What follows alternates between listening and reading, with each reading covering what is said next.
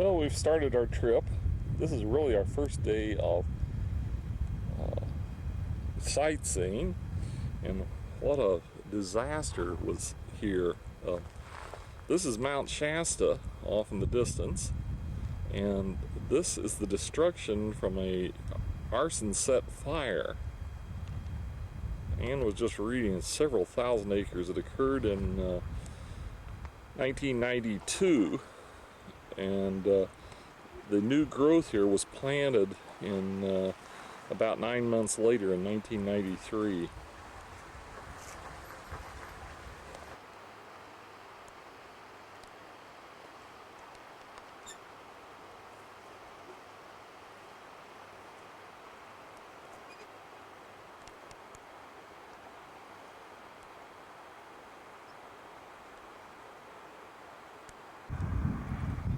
This is Lassen Peak and Lassen National Park up in Northern California, just south of Mount Shasta. It erupted over 300 times between 1914 and 1921. Here's some pictures of the eruption.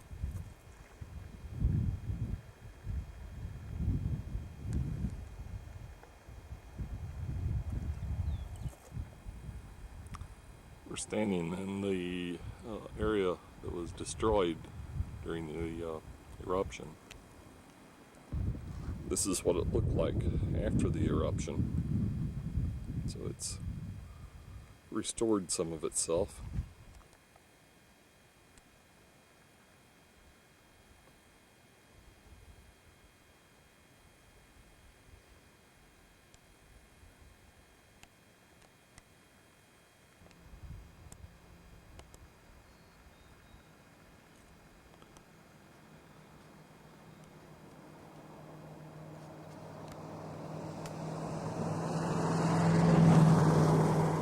Our first snow. How do you like this nice wintry day here in the middle of, well, it's the end of June. It's what, the 25th or something. Must get some pretty good winds through here. Look how the trees are all bent over. The sulfur works. And it smells just like the water does in our motorhome. I think we're going to have to drain our water in our motorhome. Now we're standing about 4,700 feet below the top of Mount Tahama, which was the original volcano here. The volcano was 4 miles across. And Mount Lassen is just part of the mountain, which blew back in the early 1900s.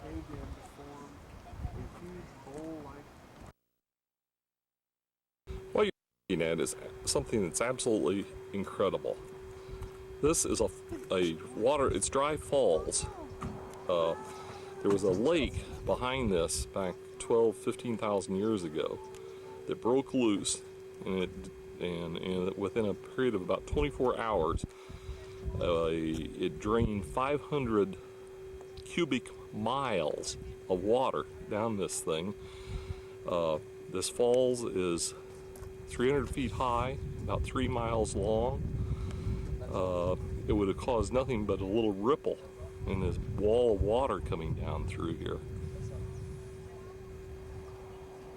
It was Lake Missoula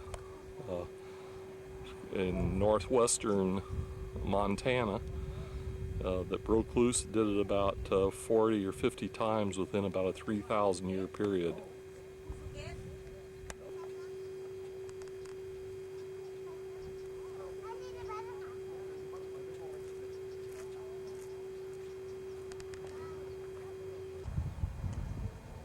Those spots out there are people fly fishing with waders and a float tube on.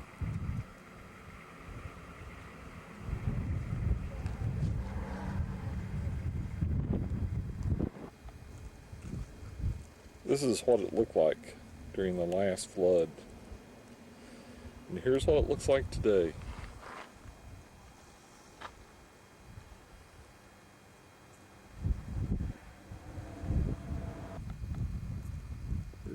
these guys fly fishing.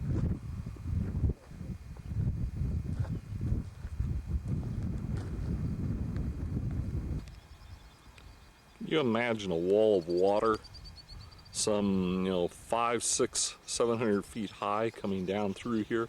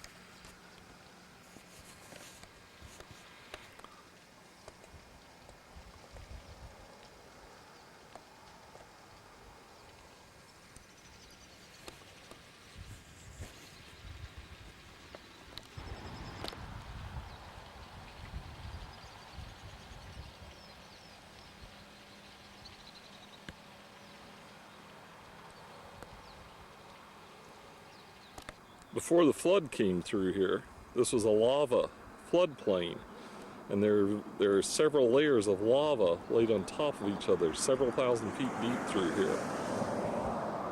And so what you're seeing are several layers of lava. And as the lava cools, it shrinks, and it breaks apart into these vertical columns, like you see here. I think this thing is Steamboat Rock. We'll get a better picture of it, a closer picture of it when we get up there.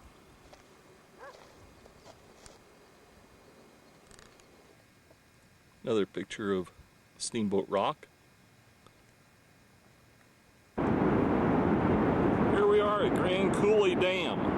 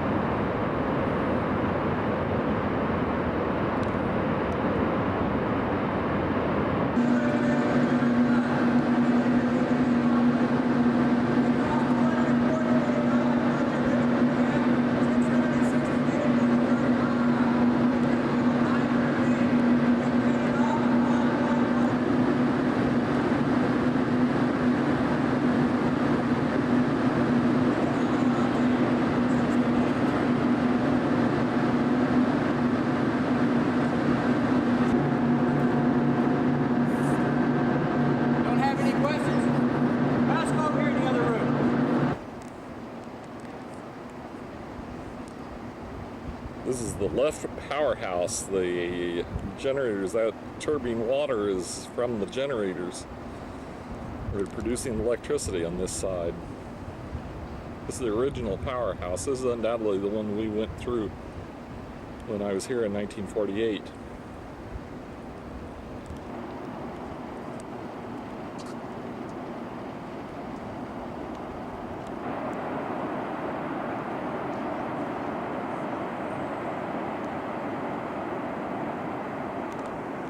This is powerhouse number 3, and I think that's the incline elevator they were talking about. It's apparently broken today. Normally they take you through that side, but we got to see the old original power plant today.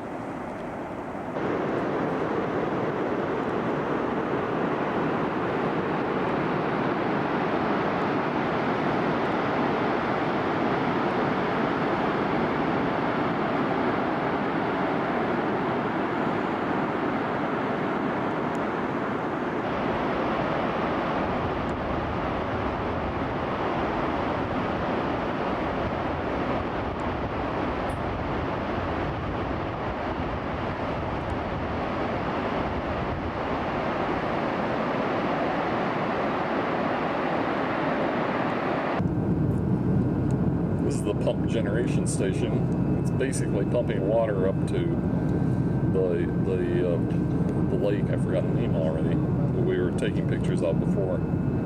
It's part of the irrigation project. Fast elevator goes down that ramp down the front of the 4-bay dam. Takes you down into the largest of the 3 powerhouses.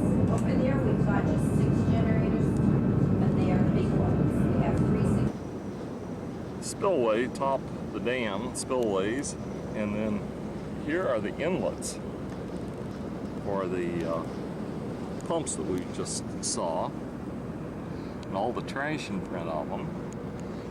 And then the pumps pump the water up to these pipes, which take it on up to the lake above.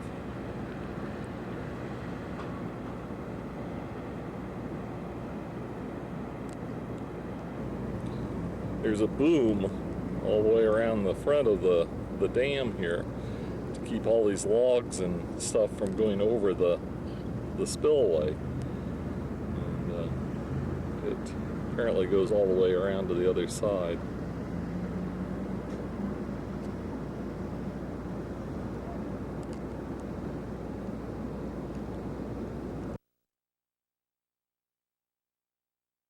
We are at Rangers Pass in Glacier National Park.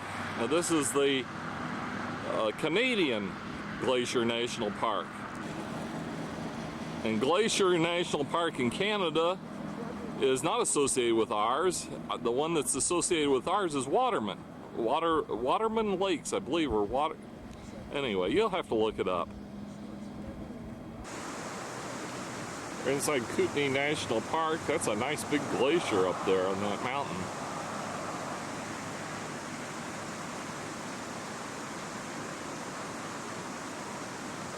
It's beautiful country. It's one of the streams. It's an unusual color. That's really true. It's an aqua color. It's apparently there's a plant that's in it. Apparently the water is not good to drink though.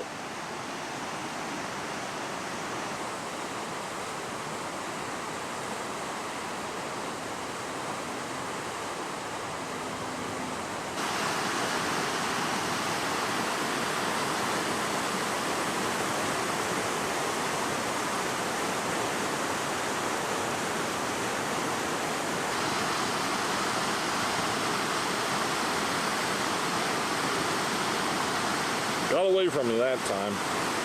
Here we are in Banff, celebrating the 4th of July, and our gorillas are celebrating the 4th of July also.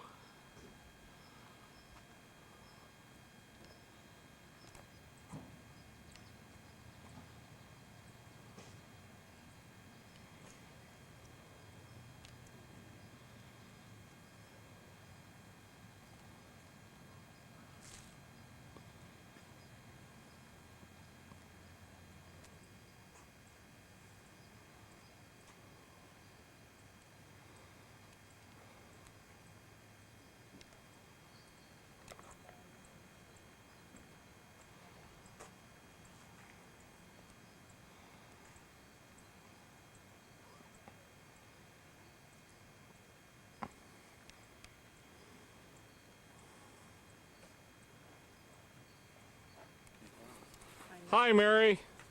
Hi. This is the pit.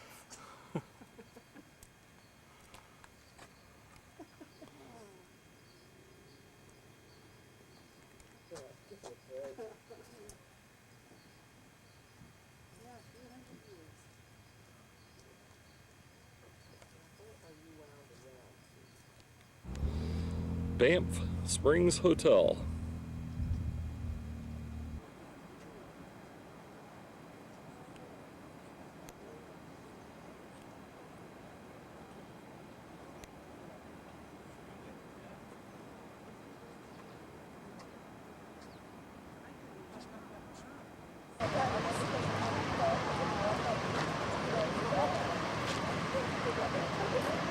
Bow Falls.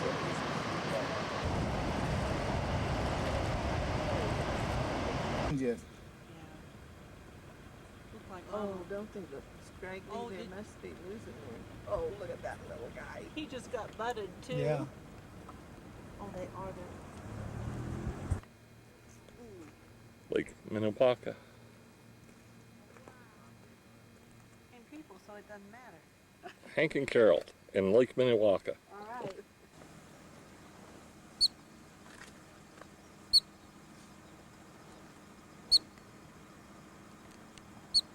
Who's he talking to? There's something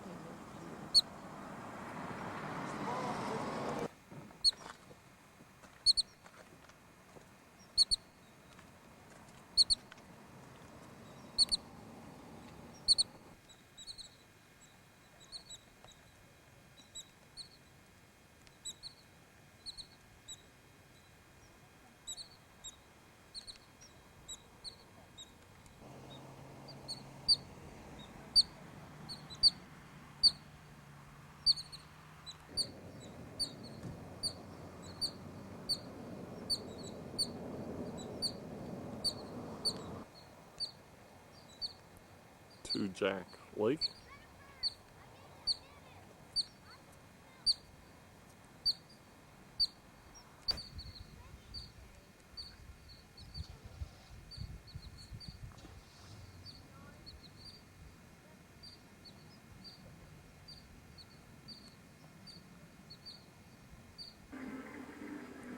This is taken from inside our motorhome.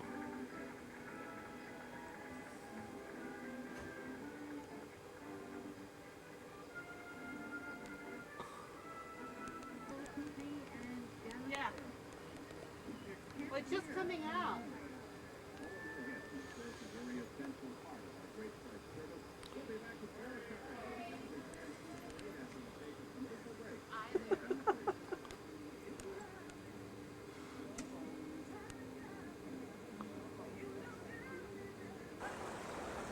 Here we are at Lake Louise and Victoria Mountain in the back with Victoria Glacier coming down this way. Mount Victoria, Victoria Glacier.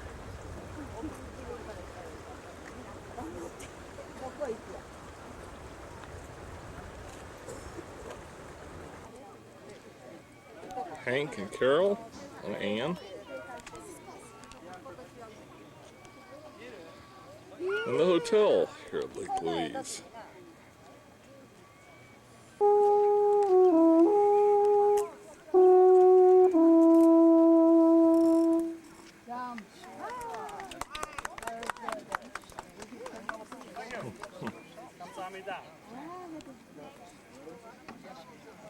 Work for Canadian Pacific Hotels, and I'm a retired veteran from the Canadian Force. You're welcome.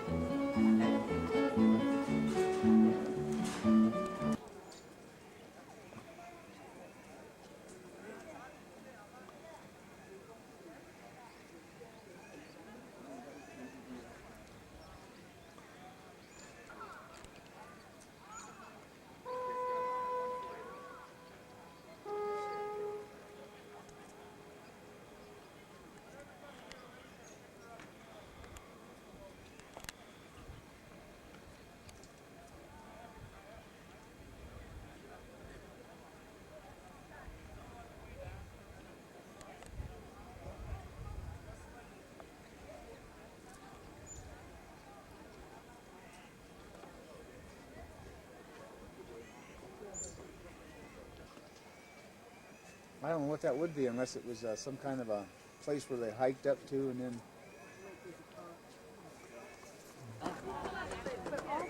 Marine Lake. And I like to pull them. I pull them all. I'm going to take them on the trail. So what you got?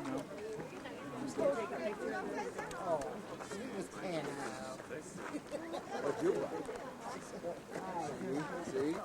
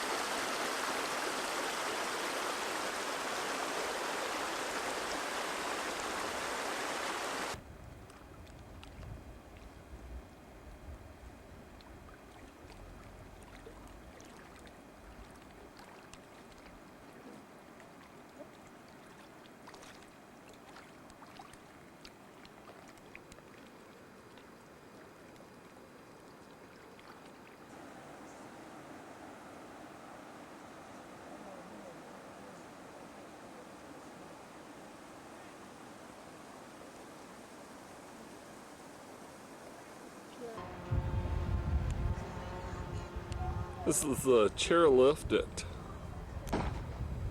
Lake Louise, and we're going to go on it. And so the next set of pictures are going to be from the chairlift at Lake Louise. It's too late now. Oh, yes. No, there's not more water.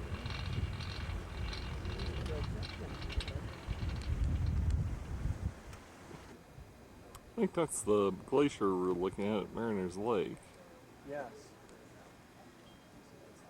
And then over here this is Lake Louise.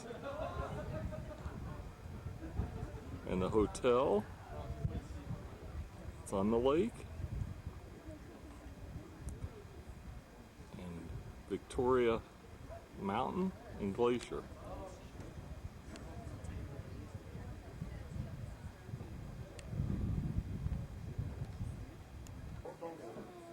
This is the panoramic view from up at the top of the ski lift.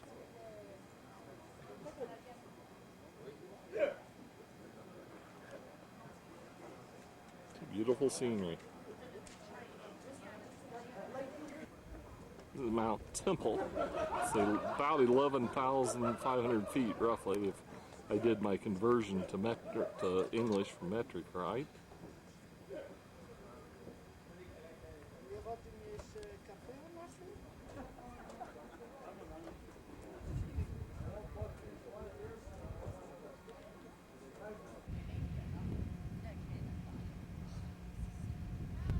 Hi. Hi.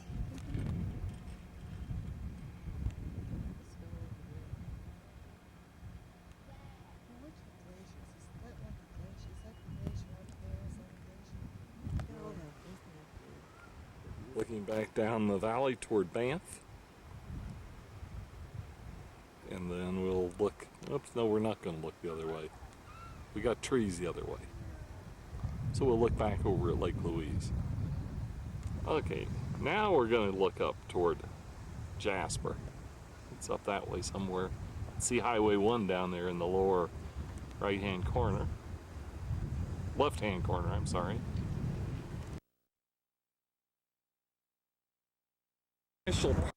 That's the Columbia ice field over there. And I think we're going to go out on it. So the next few pictures probably are out on there.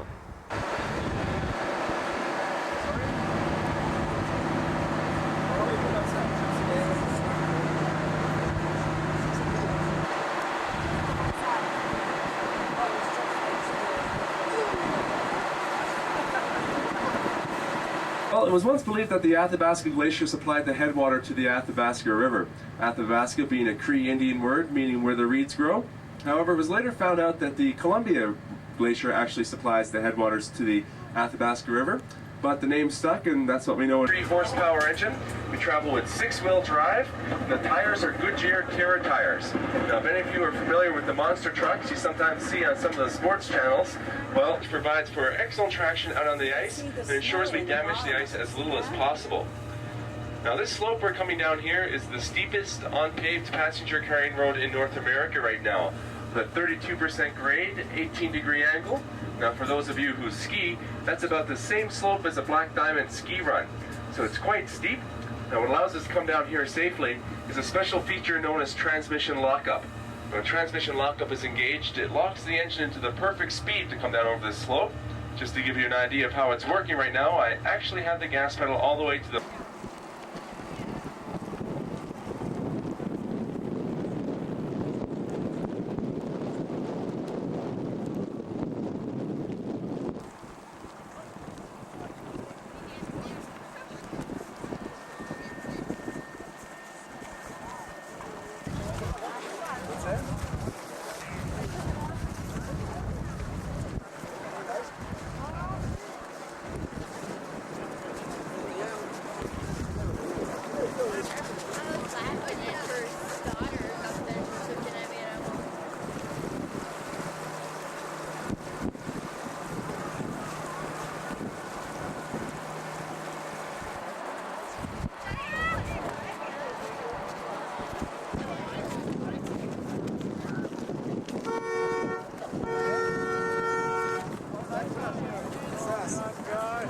That's us. It's gotten to a size where you could fit one whole of these snow coaches inside.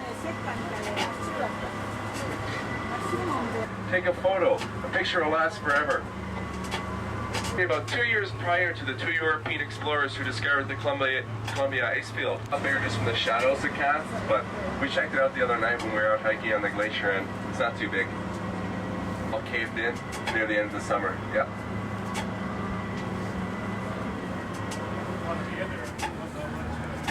Yeah, that's right. Some of those turfs are just like, I don't know. Just looking down on the left here now, you'll notice the same consistency as cooking flour. It's therefore given the name rock flour. All this rock flour is carried down throughout the meltwater streams. It's distributed into the lakes.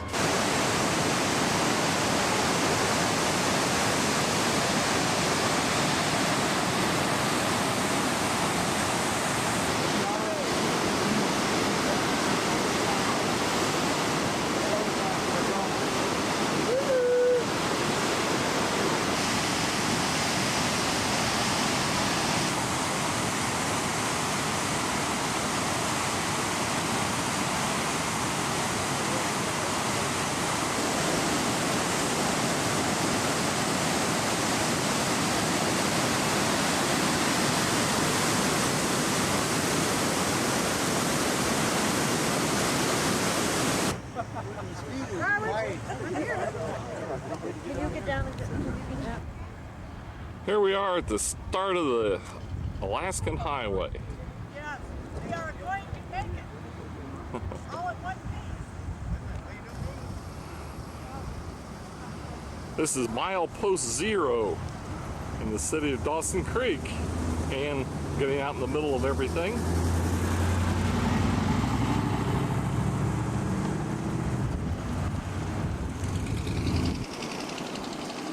Narration now, and we had the corral there for the horses, and so we'd ride out from here, and then the buffalo actually range all the way down the valley.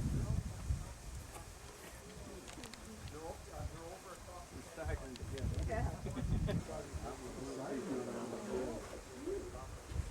Here we came to look at bison, and all we can see is buffalo.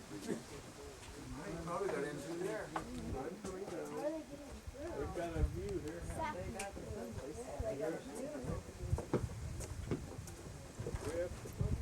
I wouldn't go in there.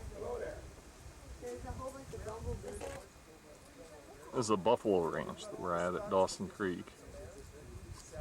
We're going through, haven't seen the bison yet, but we will, for sure. Chops, are they hungry?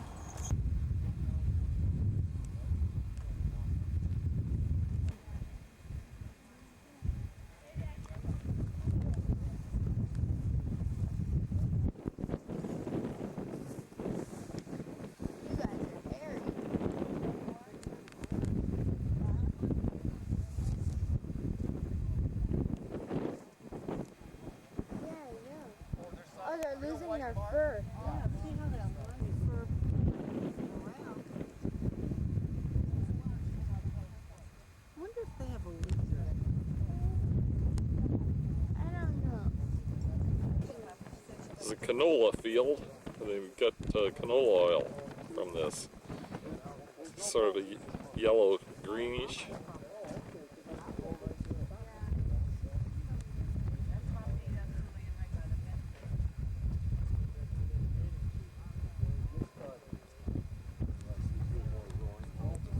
City of Dawson Creek off in the distance.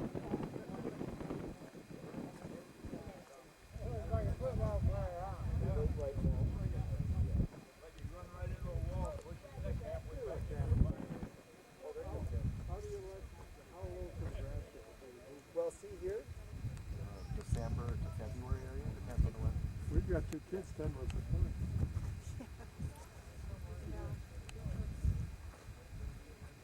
How much do they weigh at birth? About 45 to 55 pounds is the average. So they're quite small. We had beef calves at 130 pounds or more. Do they have twins? Yeah, there's a few twins, yeah. Is that a little calf on the wrong side? Yeah, yes.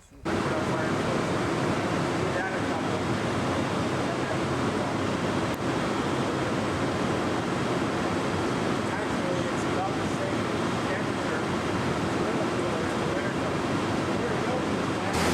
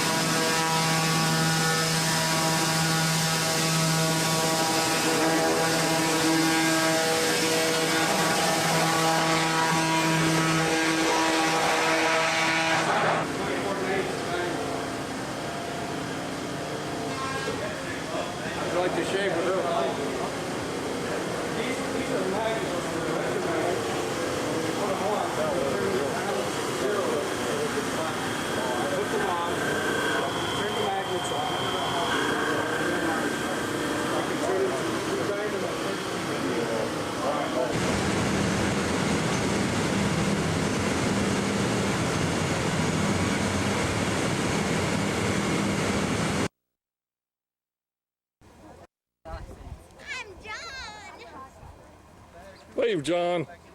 I'm driving. One more tour, actually maybe 2 more. Bye-bye. Off to the wild blue, green. Good evening, everyone. Welcome aboard the Translation Station. I had nothing to do with whatever happened.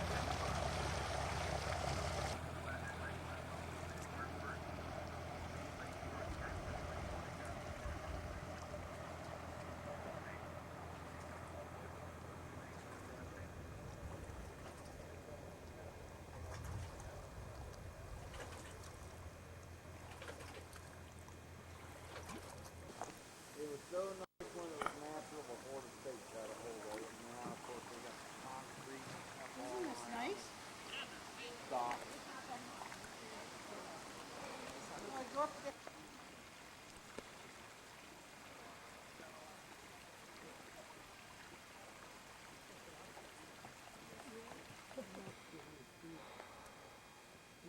Just set it, leave it where you saw it and then they'll come back.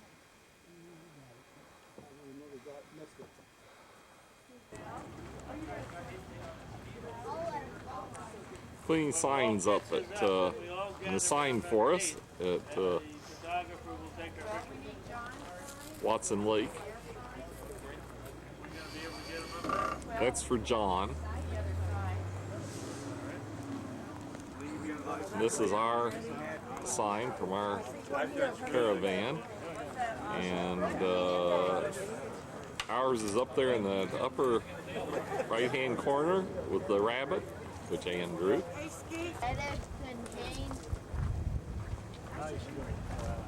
Got another screw Hammer? You got a hammer? No, we're putting those screws in the car. I'll go get it. I've got screws here. Robert is here.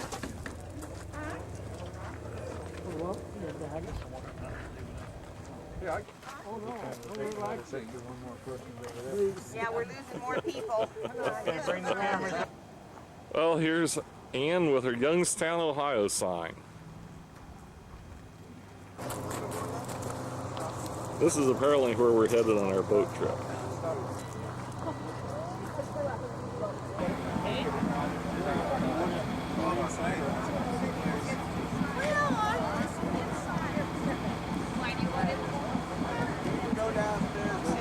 Go down to the bottom deck.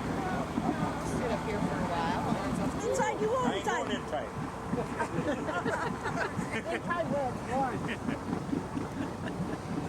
We may all be changing positions in about 10 minutes. And once we're moving, you see our little wheelhouse, but not before. I'm going to stand right here as soon as Janet gets pulled Ask off that the house. operator. To ask. Complimentary coffee will be served after we get through the canyon.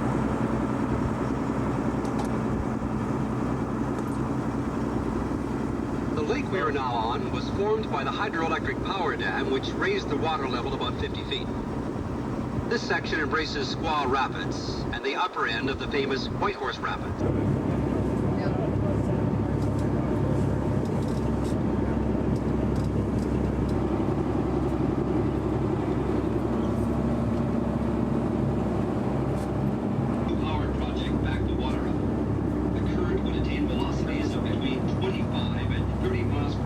To get an accurate account of the boats that shot the canyon and rapids, and how many were wrecked, whose books of adventure you no doubt know.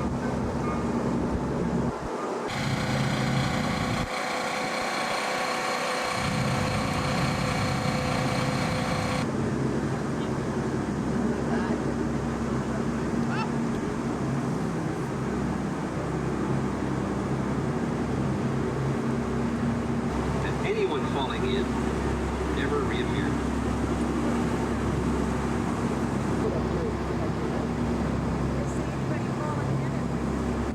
What would your wife say? Everybody back here would scream. Over our heads is the Robert Lowe Suspension Bridge, built in 1922 as a tourist attraction. Robert Lowe was a local citizen who had served from its beginning on the Yukon Council, our local legislative body. Until very recently, this was the only bridge across the Yukon River for its entire length. It was built under the supervision of the White family.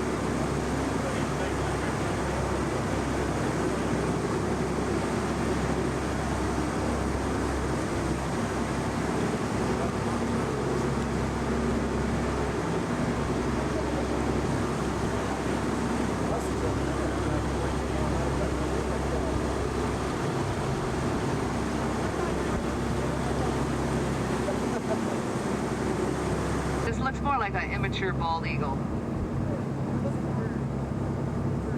Everybody went one side full.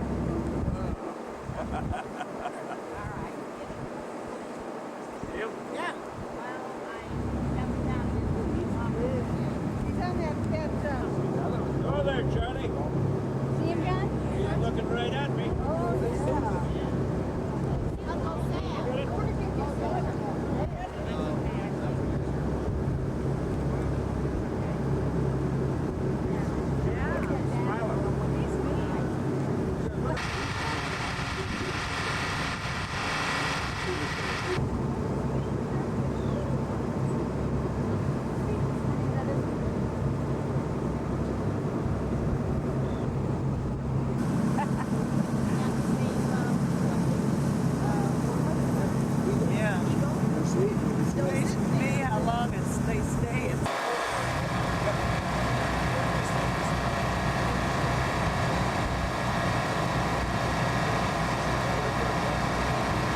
where we're headed.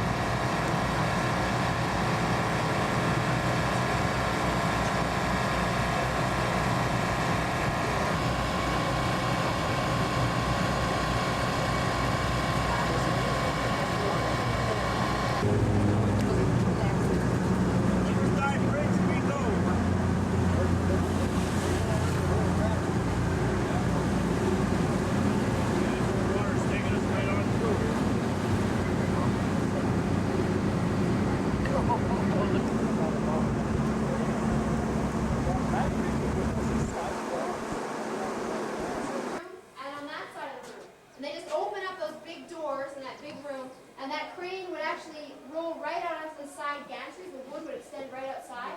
And that crane could go outside, and then they could carry up all that heavy stuff up into the dredge with that big overhead crane. What was her name?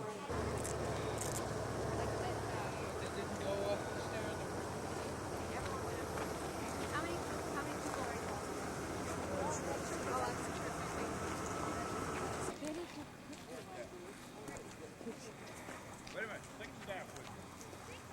Fix that.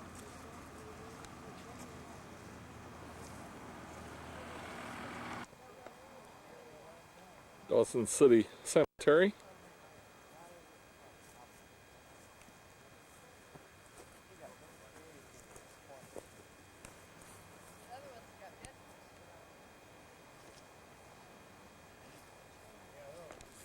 It's pretty typical. Most of the headstones around here, they're wooden planks, well weathered.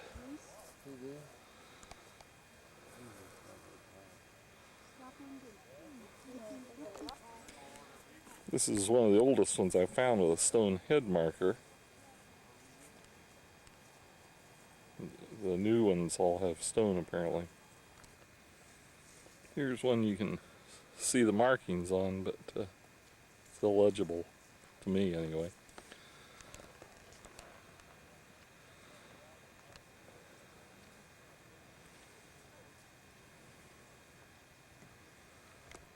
The Royal Canadian Mounted Police part of the graveyard, it has been restored and looks like it's well maintained.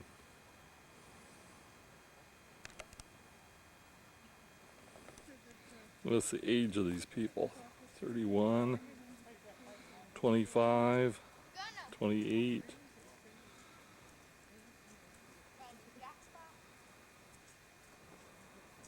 $26. Here's the old man of the outfit, 55.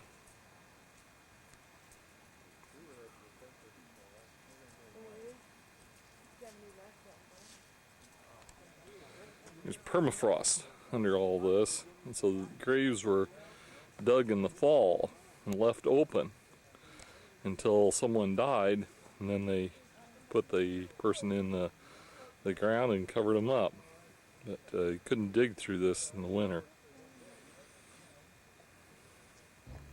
This is the Klondike River coming down through here,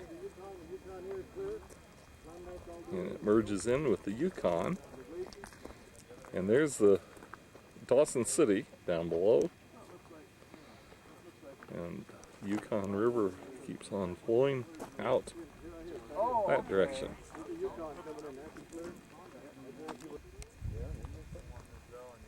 Here's the town, and you can't quite see our motorhomes right through those trees. Maybe they weren't mowed when we were here. I was here in June. But, did you see the highway, Mary? It's just a little dirt road. That's where we're going tomorrow?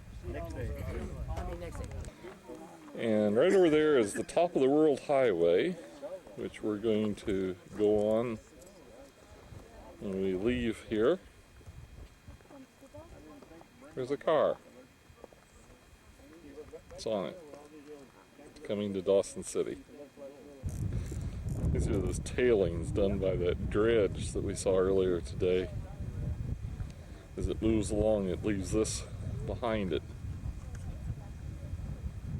30 at night, and the sun still hasn't set. It's behind the clouds, unfortunately, so you can't see the sun, but it's certainly nice and bright up here yet.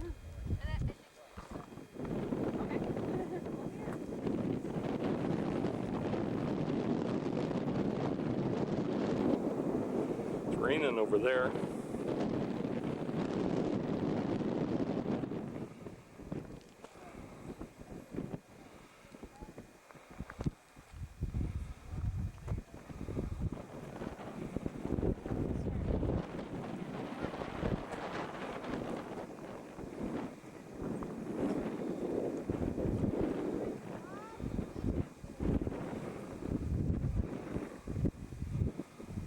And back to the rain again. It's a ferry boat to get across the Yukon River. We'll take that in the morning to get over to the top of the World Highway. And there's the other, someplace over there. I think that's it, I don't know. It's over there someplace. Or get on the top of the World Highway. It goes right up through there.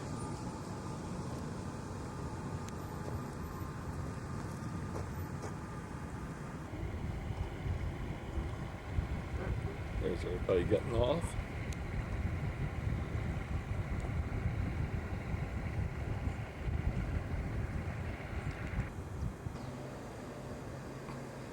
A raven.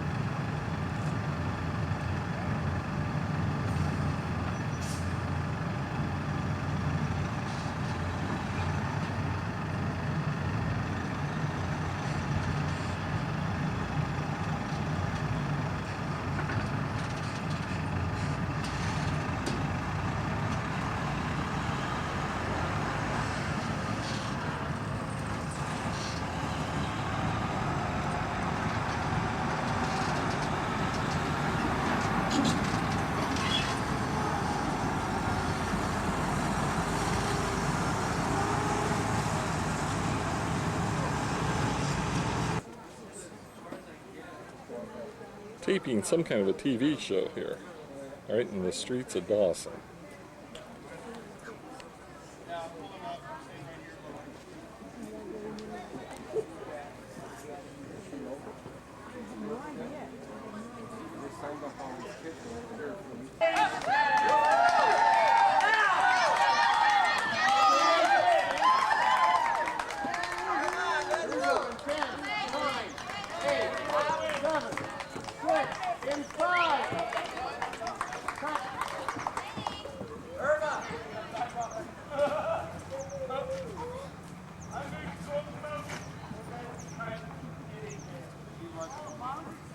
I had to say hi to Nat. Okay, John in for 50 plays. No. 5, 4, 10, 9, 8, 7, 6, 5.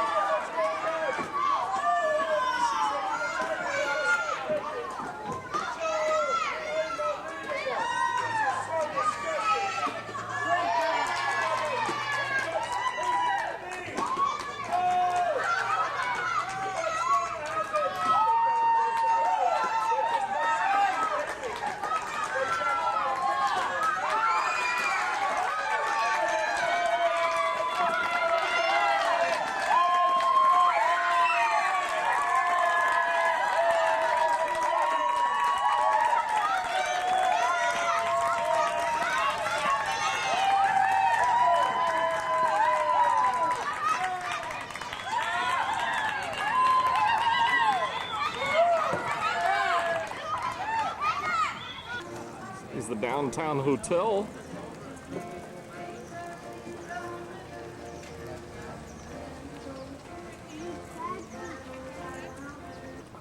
Here's the China Village restaurant in downtown Dawson City.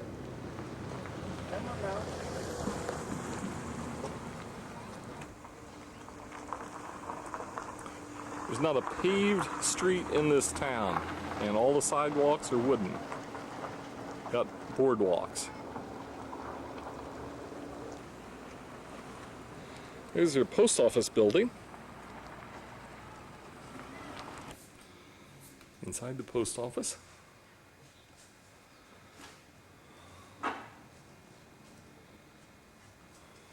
Here's the Palace Theater, and we saw Gaslight Follies in there the other night. It's a beautiful theater inside. These buildings were built right on the ground, and there's permafrost under all of this, and the heat from the building melts the permafrost, and it turns into kind of a muck, and causes some settling. Given a little time, permafrost will absolutely destroy a building. This building, they just spent $15,000 on the thing to stabilize it, to keep it from collapsing. I think I would spend $1,000 and just knocked it down though. Now here's the proper way to build a house. They set the foundation right, it's built right on the ground, and they put them on these blocks like this. That allows the heat from the building to escape so it doesn't go into the permafrost, and if it settles, they get under here and they jack the part of the house up that has settled and just put shims in under this. So this is the proper way to build a house in Dawson City. And that's a relatively new house.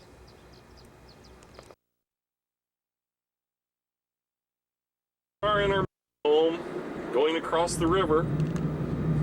You don't believe me, huh? Say hello to him, Ann.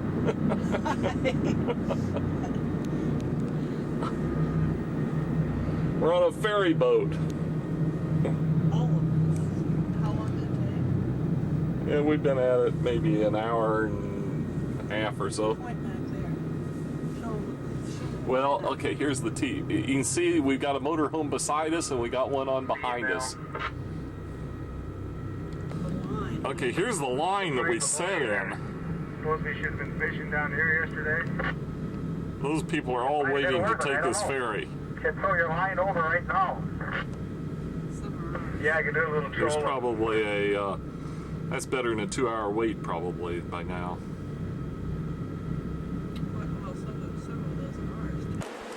Start recording and press it again. Stop. It should say recording. Yeah. And when you press it again, it should say stand by. We're going up a muddy, muddy piece of highway. Muddy and rocky. So now we're back on pavement. Now we're back on pavement. I missed most of the... We didn't take it when it was really bad. We're traveling through the clouds shoot out at the this side. point. I hope you can see something, because this is all clouds as we're going by. Going by, we're in it. We're in it.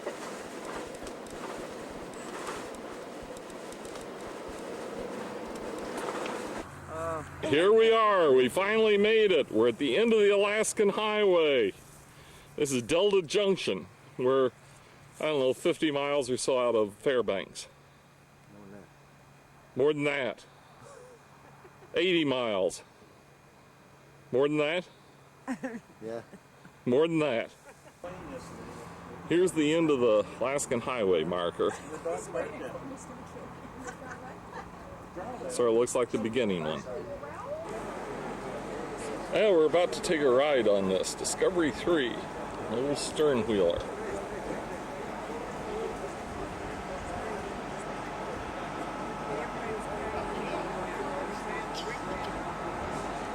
Now he's going to take off. Once again, keep an eye at the end of the gravel. That's where he's headed. He'll leave the ground even before the end of that gravel, but this good stiff headwind, unbelievable how quickly those little airplanes can get into the air. Steep climb into the evening air, and what a mighty fine takeoff that was. Beautiful thing to see. Climbing steeply now, catching the wind, and rising into the kind of an odd current that we've got. The wind came up just in the last couple hours here. Well, I was mentioning a little bit about how above the riverbank, but he's got the flaps down, he's cut the power way back. His ground speed is probably close to 40 miles an hour. He's got a good stiff headwind here. Now he'll get right over that trampoline, right over the willows, make sure he misses the picnic bench, and then flaring back a little bit on the power, cutting once again, and a little bit of a flare there to drop him right down smoothly onto the runway. He'll come to a stop before he reaches the end of Discovery 3. Thank you, Bill Johnson. Boy, that's an exciting thing to see. That twin makes a little squirrel out there.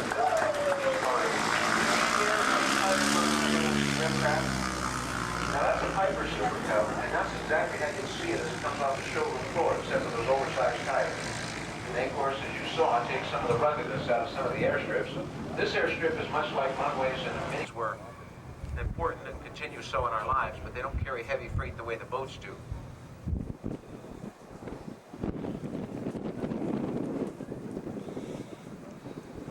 Well, just downriver, directly ahead of us on the right-hand side of the boat, you'll see Discovery 1, the very first vessel in the Discovery fleet. And folks, we got a real exciting treat for you this evening, because I just noticed that Captain Jim Binkley Sr. is on shore, and he is the last of the old-time riverboat captains still functioning in this part of the world. His son, Captain Jim Binkley Jr., up on the bridge. Right there on your television monitors, you see the captain, and he's probably there with his wife, Mary. They still good. What a nice picture that is. Little Discovery 1 over here, Captain Jim Sr. and his wife, Mary Binkley. What a nice opportunity. By the way, folks, about 6 weeks ago, they celebrated their golden wedding anniversary here on board Discovery 3. 50 years of steamboating together. Now...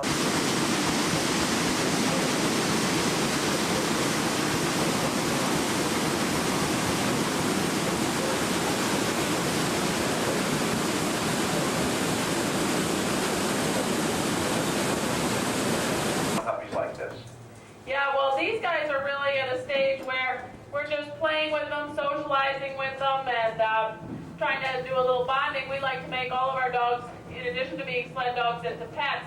And so this is really more of that pet side of it. But in just a short week's time, we're going to be ready to start some sort of official sled dog training. We have a trail that we've cut in the woods over here. We like to take the puppies on loose walks. We take the mothers with us, and we take some of our other retired dogs, and we're trying to teach them the same love of adventure that we have when we go out on those walks, and also a trust and be trusted relationship. So there are a lot of obstacles out there, like some logs to climb over, some water to swim through, and we're there to encourage them over the obstacle, praise them when they get to the other side, and most importantly, if it's too much for them, then we're there to lift them over the obstacle. This way they can start to get a sense that we'll be there for them at every stage of their life.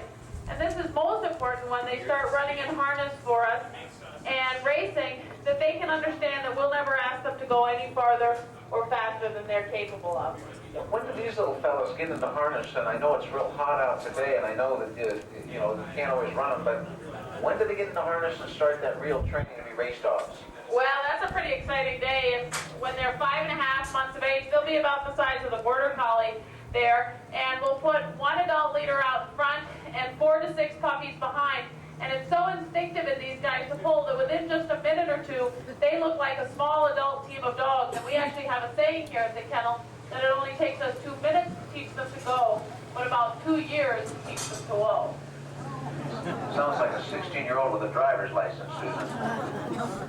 At that point, are you able to start making some determination? It started here 18 years ago that demonstrates that. We had a puppy born that really didn't look like he'd be much of a sled dog. He had a very poor hair coat and not a very good athletic build, but he was young and no confidence. And so most mushers would have sold him off as a pet dog right then, but we kept working with him.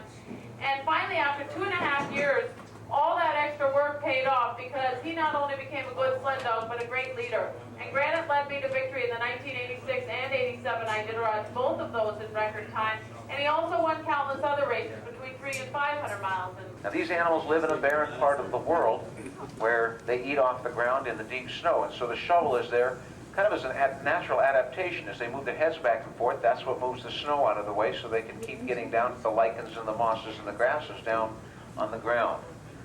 There are no trees in the part of the world where these animals normally live. Northwest Alaska is flat, and there's nothing to browse on, so they must graze to survive. Both the male and the female have this adaptation. Both have antlers.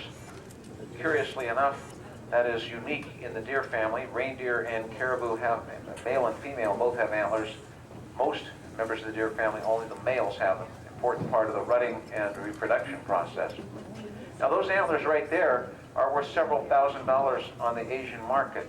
When they're harvested, they're grown. Right now you're getting another look at the paddle wheel. You can see that it has the box on the side of it for holding the salmon, except we've altered the box so that the salmon can escape because we don't want to hang on to them. Get right over close to Dixie's camp right here. Give you a nice little close look at it. We'll tell you more about the fish wheel, show you a fish wheel in operation on video. We had catching some salmon on the way back.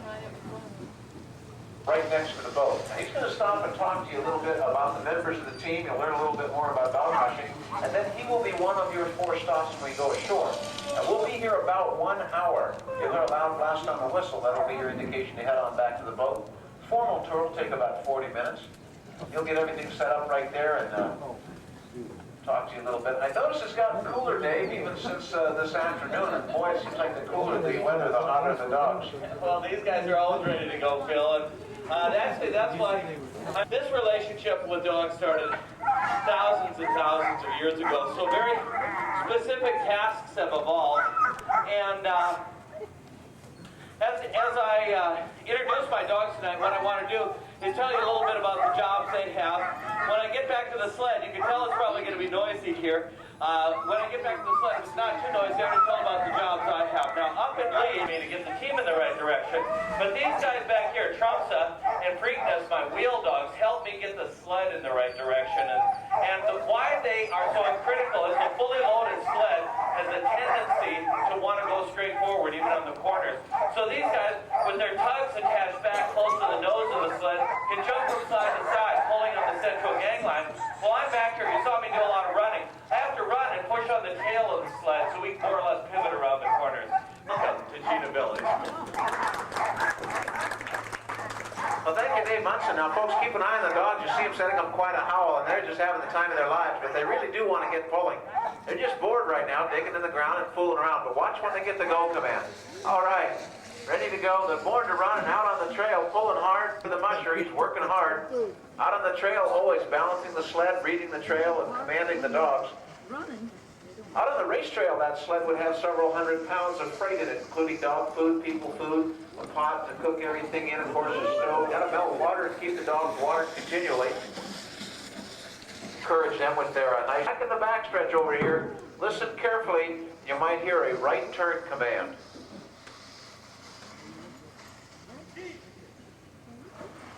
The right turn command is G. And G, they went right in the kennel. I guess that's where that comes from. Thank you, Dave. Much appreciate that. Beautifully done. Well, folks, we're ready to have the... Currently, I am returned to the university this fall, and I'm studying landscape architecture. But enough about me this evening. We are in the Tanana Valley, and this is actually the heart of the Athabascan Indian culture. So Amy and myself are going to tell you how the Athabascans survived here for over 10,000 years, and also the ways they adapted to the new...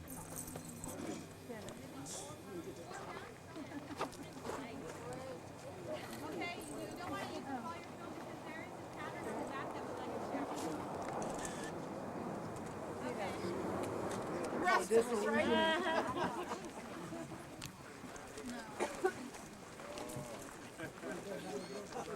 Yeah. Somebody else.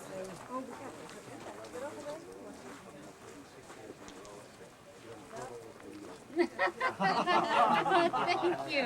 Thank you. When I look at these guys, I really never think about their racing career. What I think about is each of these dogs is representing all the working dogs in Alaska. And in Alaska, this breed and show dogs are. I think you'll agree if you look out here, curiosity, instinct, compatibility, as well as physical traits, strength, speed, stamina. Dogs, when they hitched them to their sleds, took them to the work they do. I'm sure that you noticed when I was out there talking, the longer I talked, the louder they got. They were very impatient, wanted to get back to work, weren't much for me explaining what they do for a living. And the last thing, they'll turn around, look at you, they'll take off like a flash down the trail. And when they hit full stride, they'll all of a sudden they'll pop and they'll stop and they'll turn right hand, go off into the snow, you know, and you coming up on them all of a sudden. They'll bounce through the deep snow until they get up on a bluff, and they'll sit up in the bluff and look down on you, and it just gets your dogs invigorated. They're just charging. They pick up 2 or 3 miles an hour as you go down the trail. And when you pass the spot where the wolf was, they won't stop, but they'll all look up there, and it's kind of like this cousin to cousin look where they understand now, because all domestics, they can be 1880s, 1890s in the photos. They had a wide variety of coloration, just like these guys. But also what contributed to the broad coloration is during the gold rush, you know, about 1900, people down in that were coming up from Seattle, they picked up any type of dogs they could, brought it up here. And of course, most of those dogs perished because they weren't suitable. Well, here we are at Denali National Park. We're waiting to, it's in the middle of the night. We're all waiting to get on the bus to go in. You can't drive your car in, so you have to take buses in. Mount McKinley over there in the distance. Denali, the great one.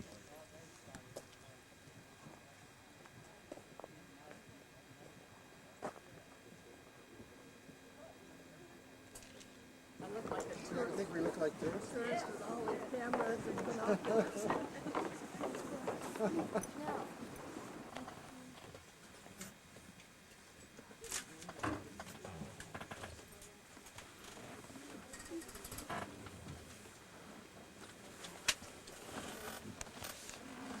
That's kind of nice. You get a picture of the caribou with.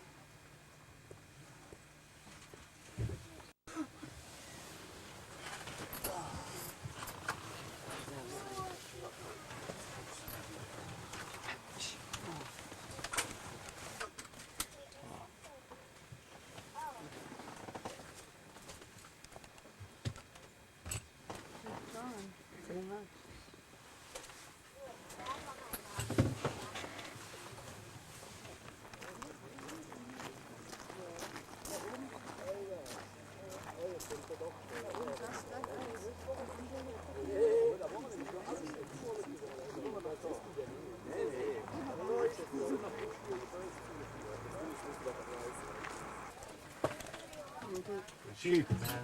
Sheep. They had a little lamb.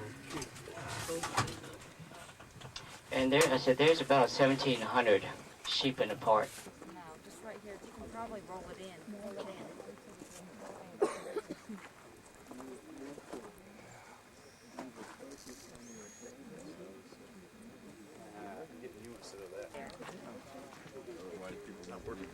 You get over now.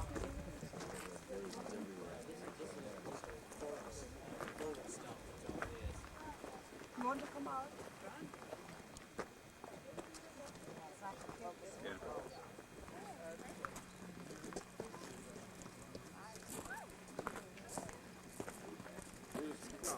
Oh my gosh.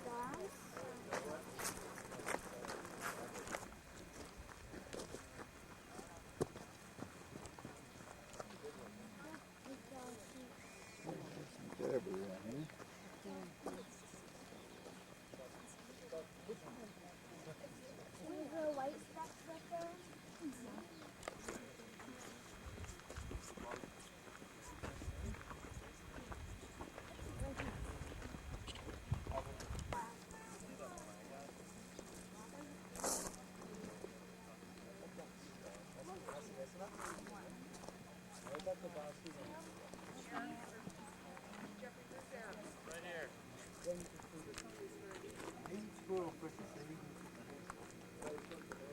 Y'all from Tennessee? World fricassee?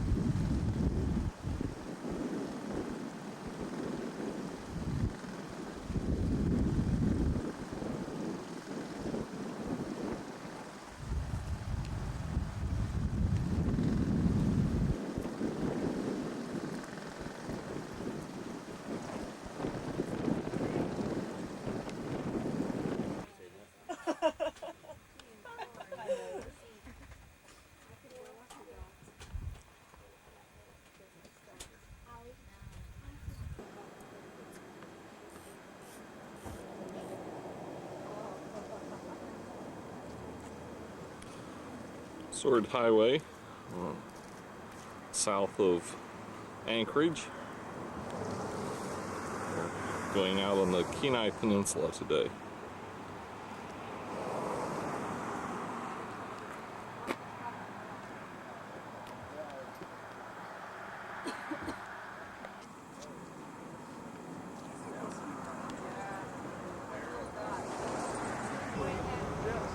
Well, we're on the boat and we're going to go see a glacier today. There's plenty of them around. There's one up there, and there's another one. And there's one.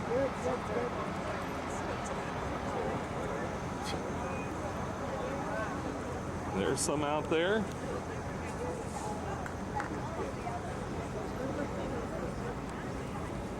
Some more.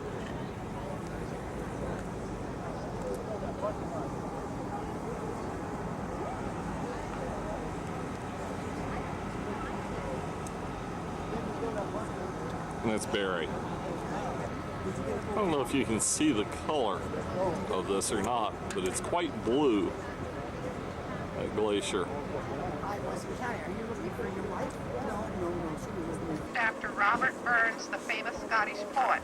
That is not Portage Glacier, and that glacier has never come all the way down to waterline or to the water, but it did come farther down the mountain in front of it.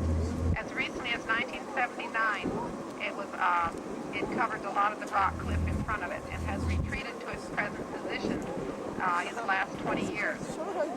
The glacier you've come to see, of course, is Portage Glacier coming down from the right, from the exact right angles to this lake. That is the ice mass you see all in a jumble of broken up ice blocks and ice cliffs. As we say, we will talk more about that glacier as it still is being created by Portage Glacier itself, by the retreat of this glacier. At part of the century, in the early 1900s, about 90 years ago now, or even slightly less, the U-shaped or basin-shaped structure, and that's why we can sail so close to the shore here on our port or left side. We are still in about 120 or so feet of water. The glacier had retreated gradually from 1914, forming a small, tiny meltwater pond in front of it.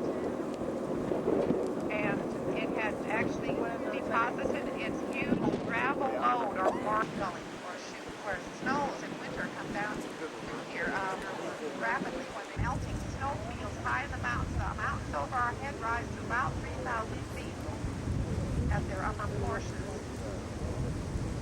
And these waterfalls are still coming from last winter's snowfields or snow which is left over from last winter. Those few snowfields will still be left until the new snows arrive this autumn. You can see now the rock layers on the left or port side. You see those light gray and dark gray stripes or bands going diagonally upwards along the rock. Those are the old mudstone formations. In the early 1900s, still in our century, in our century. Just here off the port or left side, you can see more clearly these lines exactly straight across, exactly horizontal fine lines, which are scratch marks of the ice. Just think how strong ice is to be able to gouge and scratch rock during its movement. You also see some of the tiny mosses and lichens and some plants even with ice pinnacles. The front part of the glacier is called the ice fall, where you have a lot of ice blocks with a lot of cracks behind them, all a jumble of ice about halfway up the glacier. Then in the upper reaches, way up at the skyline, you see the highest little rock or highest pointed rock mountain above it with a snowfield on its face on the front of it. That is the source or the top of Portage Glacier. That's Mount Carpathian, and it is over 6,000 feet high. At the lake here, we're barely 100 feet above sea level. So you have the glacier is also only about 4.5 miles long. So it tumbles down from 6,000 feet in less than 5 miles. So that's a very steep glacier, and is part of the reason that it breaks up into these huge ice blocks. Underneath, it's trying to tumble over a rock cliff, and ice of a glacier being brittle doesn't bend very well, so it doesn't bend smoothly, so it cracks and breaks as it comes down over a steep incline. A little bit later, we'll tell you about that huge rock expansion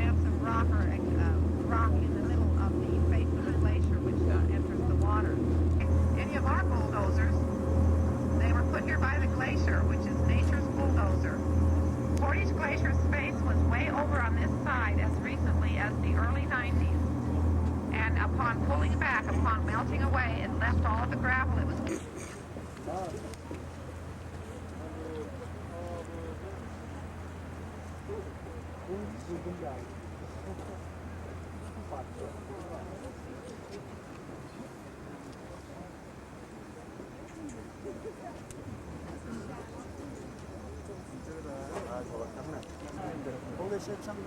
Grotto right there.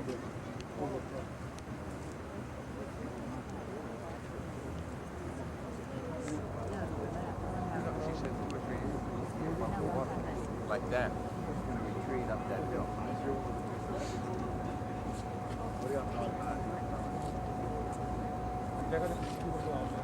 keep an eye out for something breaking off today, or sometime anyway. It's actually quite unpredictable if the wind things will break off. Just keep our eyes out. Keep your eyes and the cameras scanning all along the face. Something will come off unexpectedly at any location.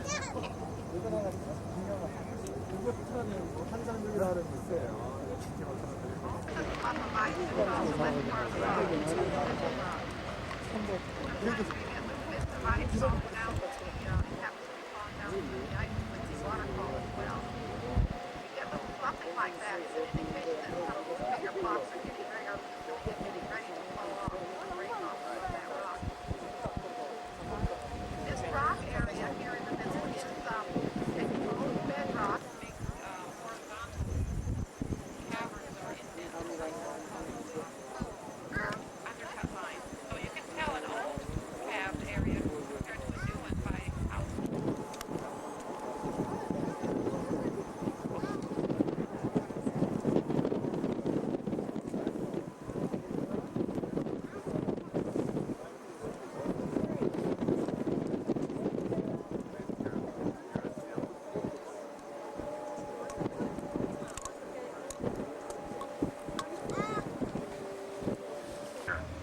And I expect these folks in the red jackets, adventure caravans to really participate in this. Would you? 자, 여러분들 지금 방금 우리 사장님께서 말씀을 하셨는데요. 우리 버스 안에서 그 연습한 거. 1, 2, 3, pop! Okay, with too drawn out. It's got to be pop, just like that. So don't draw it out because we want to listen to the effect. Again then. 1, 2, 3, pop! Much better. You hear that? Okay, we're going to fire for effect, and I saw who didn't participate. I know who you are and where you, the people in front, some of you. 1, 2, 3, pop! Thank you. One other thing, as long as I've got the mic in my hand, I'm going to pass around this life ring here in a few minutes. It's for you to take pictures with, no charge. To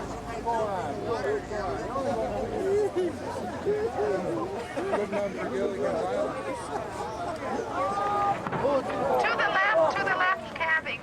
Where do you go do this? Just hold it out? Is that what we're going to do?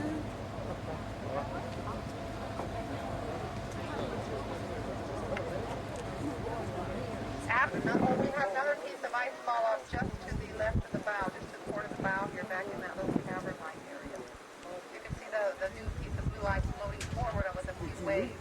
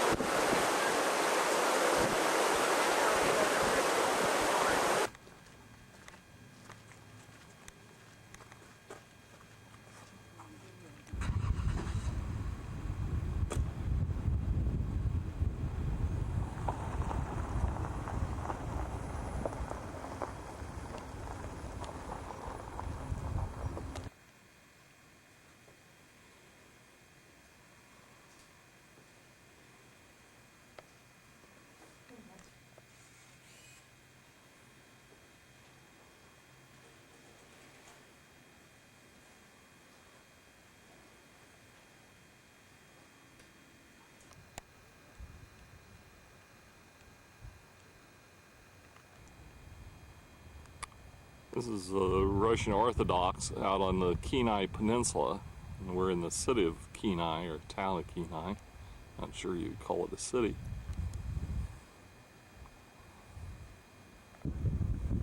This is the Kenai River. We're right at the mouth of the Kenai River where it dumps into the ocean. And there are boogaloo whales. I'm not sure that's the right name. There are 3 mountains out there. You can just barely make them out. There's one right there, and I've forgotten the name of this one. It starts with an I. And the next one is right there. And it starts with an R. I think it's Redoubt Mountain. Redoubt. And then the last one, which you can't see, is around the corner. Starts with an S. And I think it's Sterling, Mount Sterling. Anyway, they're IRS is the way you remember them.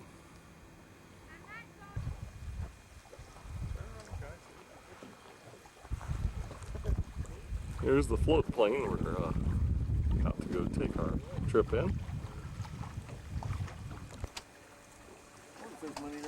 Our pilot slash ground crew.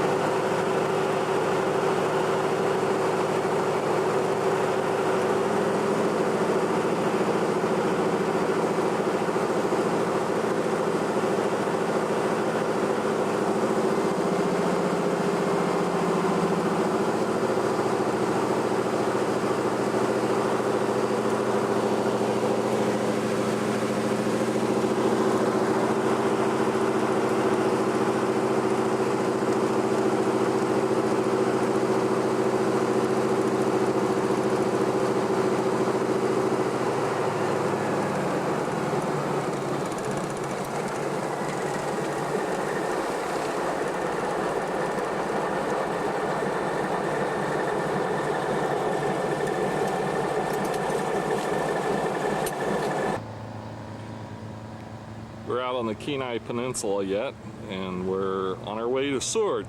We're about 10 miles north of Seward, and what a wonderful scene we have here in front of us.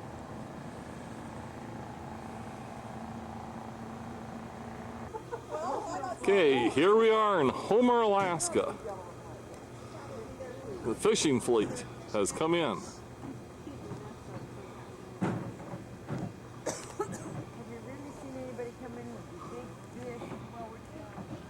Have you been in? And so have adventurers come in. Oh, everybody turn your back on me. Gonna find out how much these weigh.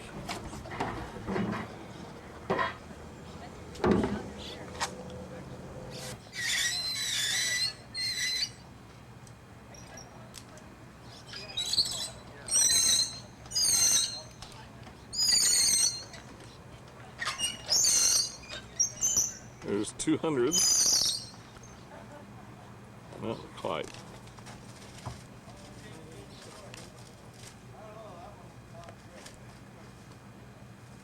that one yours, David? Is that one yours? Congratulations. Oh, focus. Oh, it's me. Been assured they have lots of My wife is. Oh yeah, so Make it look bigger. Tilt your hat back. There you go. That's right. Even if you have a bad hair day. One more? There's a lot of those.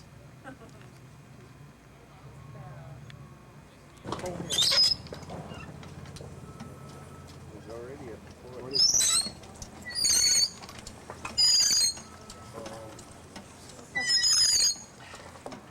There's 200.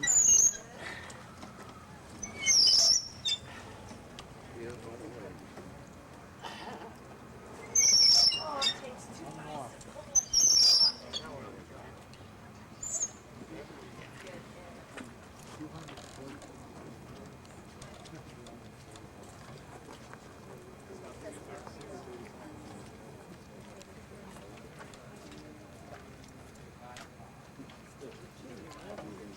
$232 it looks like. 233. Just a second, we'll get you a little thing to put on there. John, you weigh that much?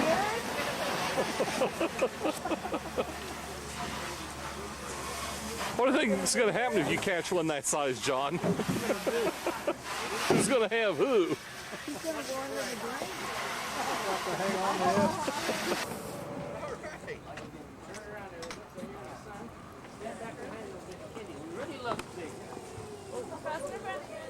Turn around a little bit. Hang on to her fin there. There you go. It's here. Yeah. Go out here. Yeah, well, there's just a little tiny bit of it there. Pardon? But that's how the birds here work together. Now, the one nice thing about this light brown to light gray, they're getting very large. On the sides of the cliffs will be the little black-legged kittiwakes. They're the smaller gull, black and Battery's too low. they're gray and white with black wingtips. Damn, I got about Their babies will be right in the white or black. They're all white with a black stripe across the back of the neck. And some. The only way they can get the baby to come out of the burrow is to abandon it. So long about the first week. The little black and white birds that look like they've got tuxedos on. There's quite a few in the water over here also. On the other side of that, there's some right there. There's one right here. There's right here. And all the gray birds on the top of the...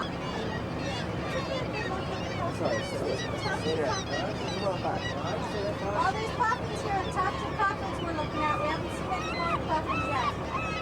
There's actually a little black spot right above its eye.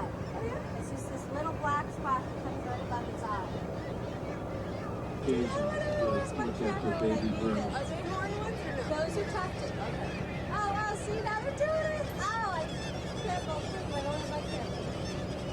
Oh, you hardly ever can see them do that. That's fabulous. That's a big breeding ritual. But puppies do mate for life, so these could be a couple younger ones courting each other, and then we'll nest next year. See how their tufts are a little bit thinner, especially there on the male? The male's probably the one on the right-hand side. A little bit more aggressive. The yellow part goes out there, right? The yellow part going out. Yeah, the tufts are the little things. Oh, they're doing it again! Oh, I can't believe it. There's certain things that you just don't see all the time. Oh, look, they're two tufted puppies. Together, they stop each other, and then if there's climber, you can kind of hear them. It's really hard to hear though. It's like a really kind of a clicking Start sound. down the backside of the island here, you can notice on the steep high cliffs, we start noticing a couple lot of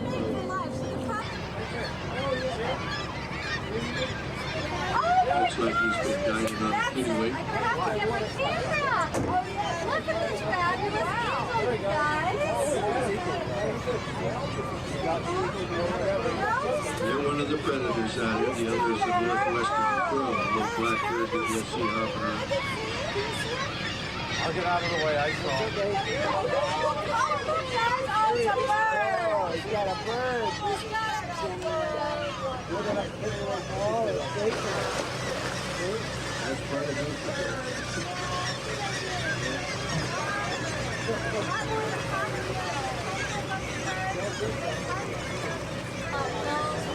There's a northwestern crow in the middle of the island here. He's stealing food, he's stealing eggs, things like that. It takes 45 years for sharing this set. Let's look at that fort.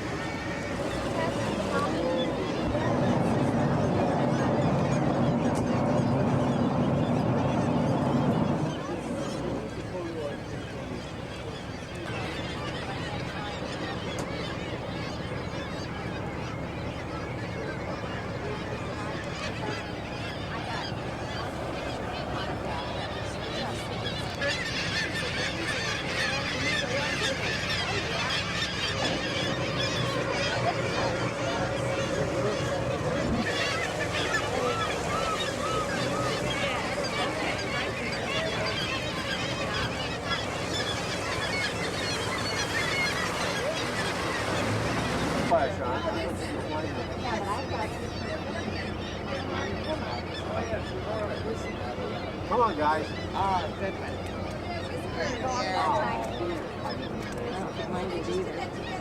You want to get in there? I got a picture of it. Yeah. I think it's going to be visible. You're going to come up out of the water? All I'm going to get is a little bump in the water.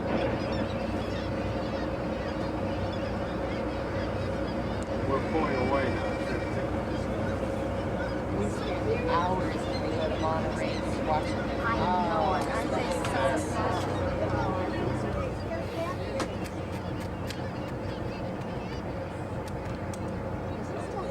A large sea otter in Ketchimack Bay will go 4.5 to 5 foot long, weigh anywhere from 70.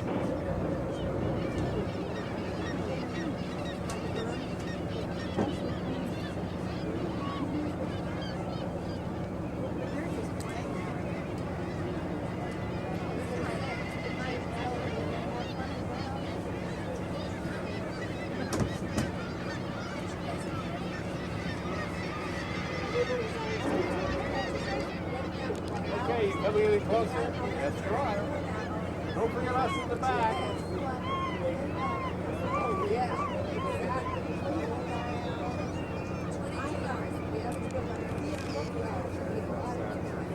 My last sea otter picture, I took it off the flash.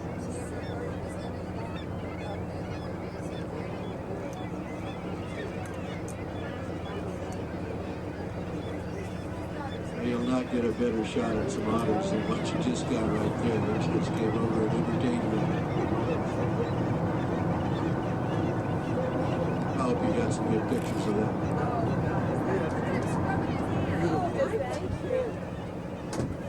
You have to put those guys on the payroll. That's okay.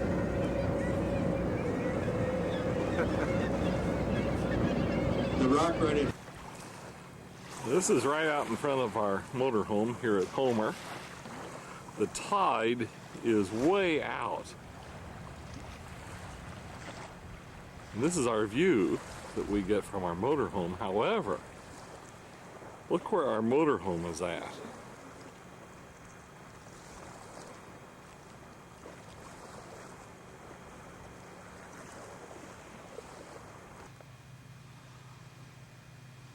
This is taken from our motorhome, looking out. And this is pretty close to low tide, I would guess. It's just starting to come back in, I think. Okay, now here's our high tide picture from right beside our motorhome. Yes, this is looking right down through our motorhome, and if I can come forward, this is the view out the front of our motorhome.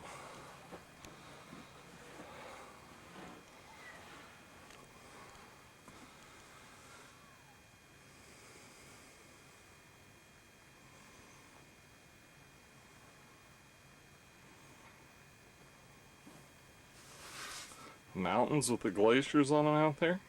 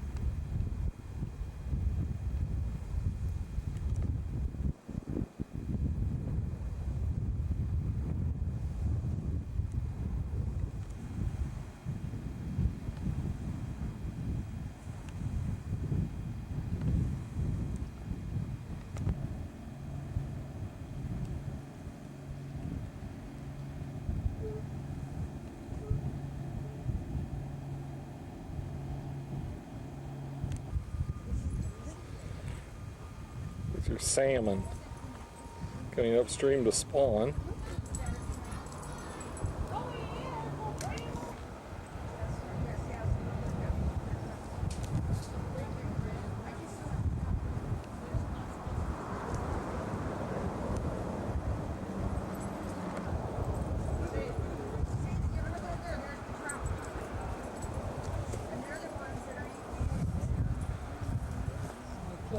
There.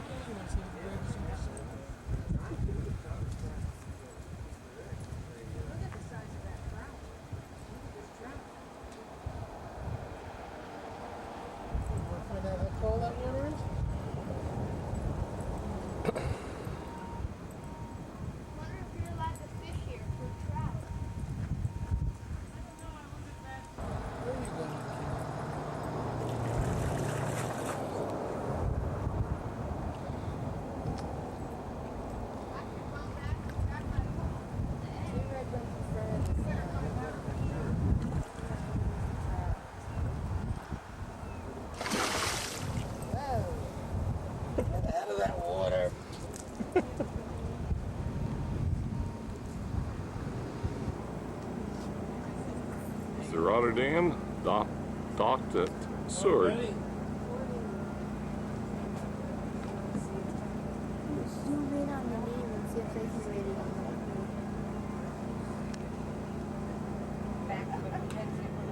Yeah, they have very poor muscle tones. So we were massaging that kid's legs from when she was legal. Pick her up, hold her, massage her. It's just absolutely perfect. It's like a shoulder.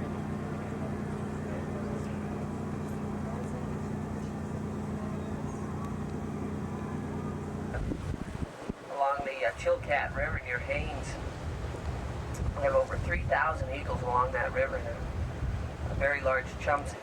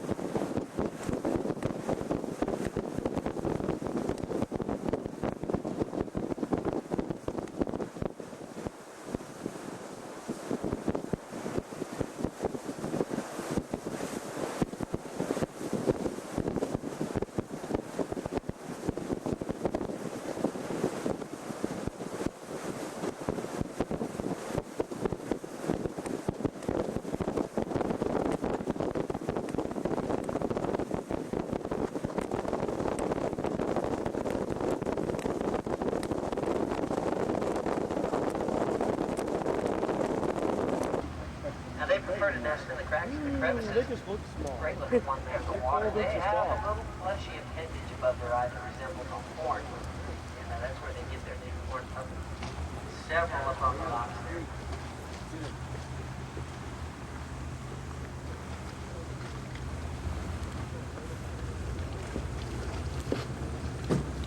Members of the Alcid family, that's a group of heavy-bone birds.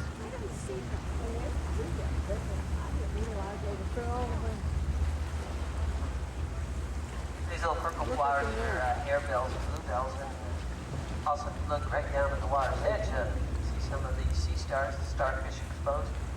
Some of the orange ones, purple. That's a horned puffin.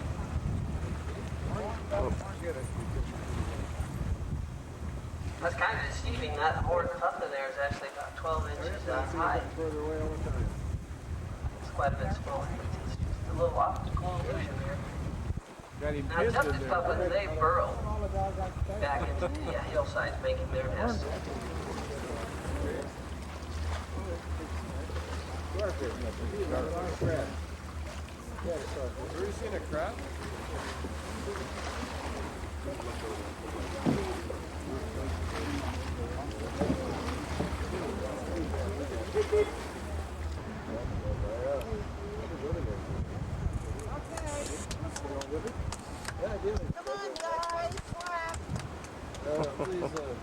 These stellar sea lions have been recently placed on the endangered species list. Good. The numbers have been...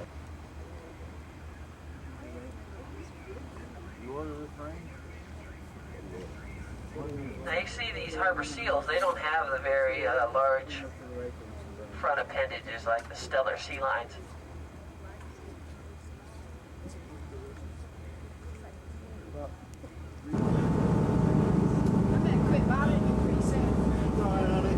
I'm on tell. Okay.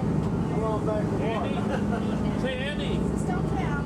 Along the beach there, setting back out here, the Drow Mountain Range. So what we see here at sea level may have been vessels tied up at the dock there in Halibut Cove. And this is one of facilities. It's part of the accommodations out there for about 20 people. There's a couple cabins there that the folks spend the night in. We also take kayak trips out of facilities. If you're interested in that, they have all the information there in the office.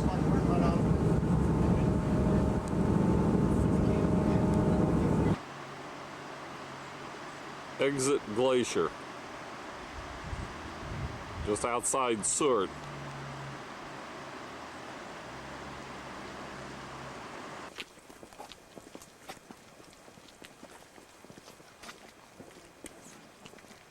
From here up to the Denali. Okay, down through the Aleutians, the whole south central portion.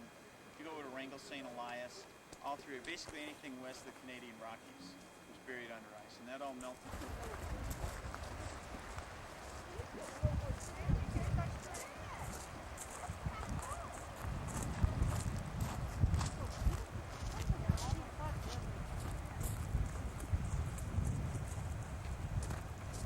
Pointing out, you can see where the river, the main creek channel is on the other side, over there. It's about twice the size as this one right here. So that's carved out through the 1951 moraine right there. We were right just at the 1978 moraine, and you look across the outwash plain, and there's no, in the Mount Marathon race, you can walk right up to the 95 moraine. You can see where the 97 moraine was building up, and the ice was right there. But actually, it's about 30 feet. It's swept between the 97 moraine.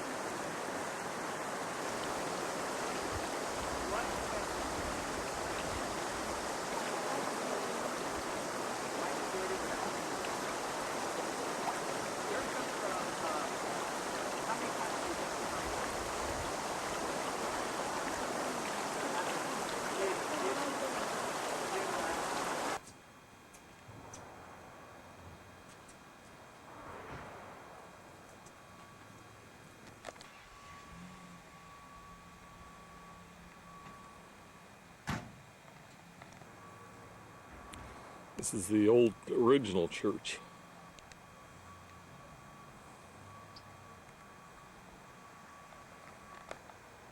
A little shrine built to their last chief. I've forgotten his name. Here's the really unusual thing here. This is their cemetery. And these are their spirit houses, which are built over the tops of the graves. It's apparently an Indian tradition. There are no names on these, or for the most part there are no names on these markers. The colors tell what family they're from, and the things on the top and the color sequence and all tells the name of the individual person that's buried here.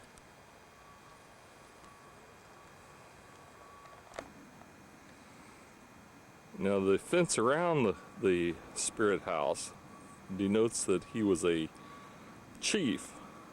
The head marker here, the modern head marker, was given to them because he was in the army. He was given to him by the army, and that's why it has this kind of a marker.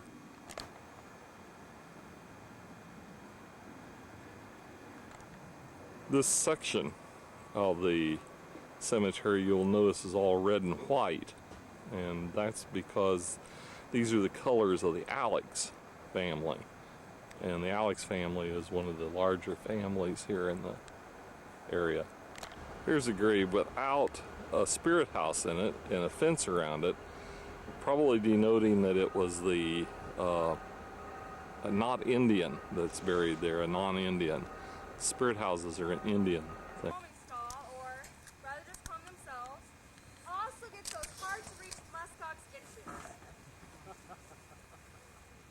like walking away from us is Elvira. She's our oldest muskox right now. She's 14 years old. Usually we find that our bulls live about 12 to 15 years. Many of our females have every couple of years. Although Gilda has every Monday morning they're way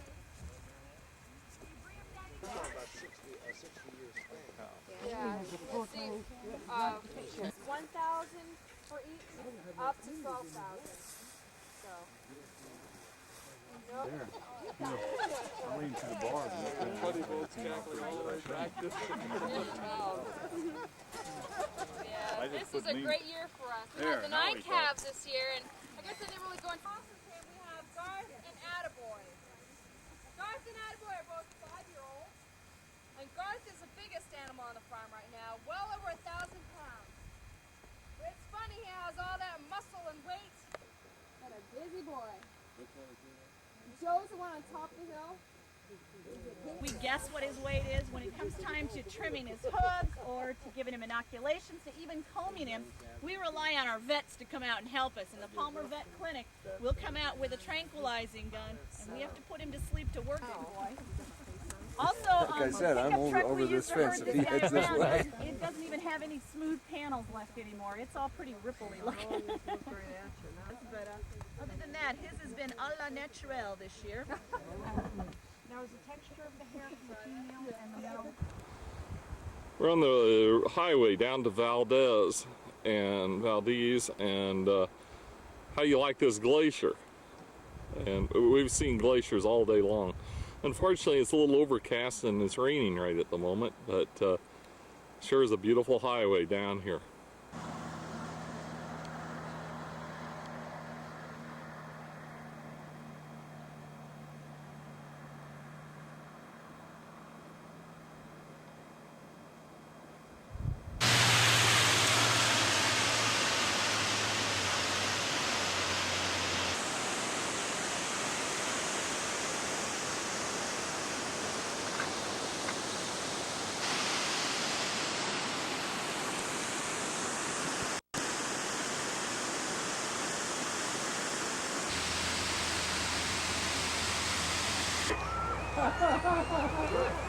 Look at the fish. Yeah, I see it. Oh, look at him, boy. Got his fish. He's going home. Going up into the bushes and eating. That is called clean ballast. When those tankers get here, that water will be visually inspected. If it is bouncing, they'll just discharge it into the bay. Monument to the men and women that built the Alaskan pipeline.